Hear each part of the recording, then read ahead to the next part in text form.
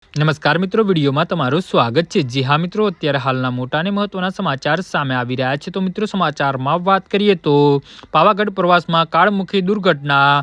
વડોદરાથી પાવાગઢ દર્શન અને પ્રવાસ માટે ગયેલા 2 શિક્ષકોના નર્મદા કેનાલમાં ડૂબી જવાની ઘટનાઓમાં ત્રીજા દિવસે એક શિક્ષકનો મૃતદેહ હાથ લાગ્યો છે।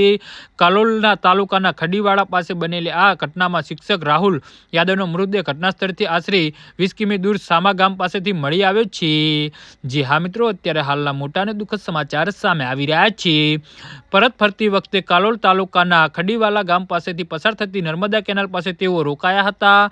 આ દરમિયાન શિક્ષક રાહુલ યાદવ કેનાલના કિનારે પગ ધોવા માટે નીચે ઉતર્યા હતા। કમનસીબે કેનાલની પાળી પરથી પગ લપસતા તેઓ સીધા ઊંડા પાણીમાં ગરકાવ થયા હતા। તેમને બચાવવા માટે અન્ય સાથી શિક્ષક પણ ડૂબ્યા હોવાનું પ્રાથમિક રીતે જાણવા મળી રહ્યું છે।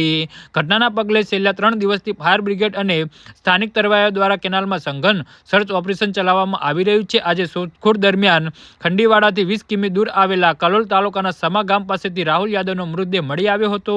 પોલીસે મૃતદેહનો કબજો મેળવી અને પોસ્ટમોર્ટમ માટે કાલોલ સરકારી દવાખાને ખસેડ્યો છે। જી હા મિત્રો, તો આના વિશે તમારું શું કહેવું છે તો નીચે મારી કમેન્ટ બોક્સમાં જરૂરથી જણાવજો। ધન્યવાદ।